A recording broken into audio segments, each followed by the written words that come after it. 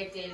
A lot of people start out getting prescriptions for injuries or they're in car accidents and get prescriptions for these narcotics and become addicted. It's not just like the typical person you think of, like a drug user who grew up homeless or an abusive family. I believe by talking more about the importance of medical marijuana and voting for it to become legalized, we can drastically lower. Can't see people. Can't see people. We can drastically lower the opioid I can't see people. And overdoses. Opioid use is a widespread problem and affects all races, genders, socioeconomic classes across the country.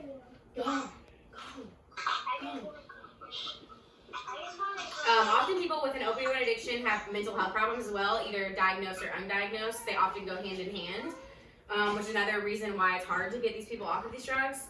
And I believe the best way to solve this issue is to legalize medical marijuana. And not only to the point where you can use it recreationally, but so that doctors are actually prescribing this instead of giving their patients narcotics.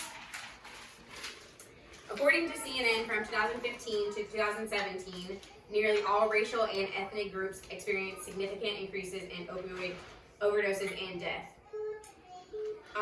Typically, African Americans, their community don't really deal with opioid overdoses, but since 2016, the overdose of African Americans has risen 103%, and for synthetic opioids, it has raised 363%. The problem is fentanyl. It is a synthetic opioid, and it hasn't really been around in the U.S. a lot until recently. Originally, it was in heroin, but now it is in fake prescription drugs and cocaine and even meth.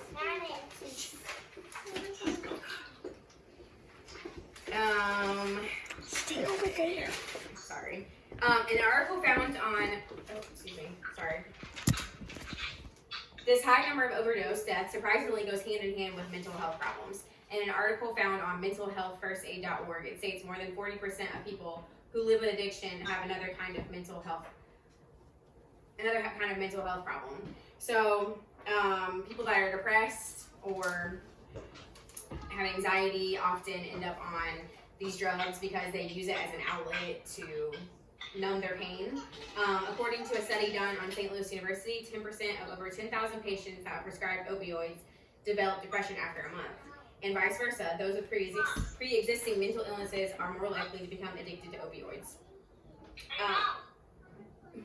The reason why is because the way drugs and mental illness affect your brain often is the same. They change your brain in a fundamental way. And also the other problem with addiction and mental health problems is the more drugs you use, the more you need for them to be effective.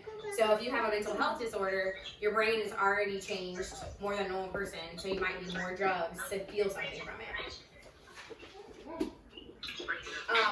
So there are steps medical professionals can take, like you can pre-screen patients to see if they have these health conditions already, but I believe the best answer to this crisis is medical marijuana. According to JAMA International, the rate of opioid prescriptions is lower in states whose medical marijuana laws have passed. So once these dispensaries open, the prescriptions fell by 3.74 million daily doses per year. So, I mean, that proves it right there. People, if they can get medical marijuana, they are less likely to take these prescription drugs. Just the numbers don't lie. Addiction to narcotics and other synthetic opioids is an epidemic.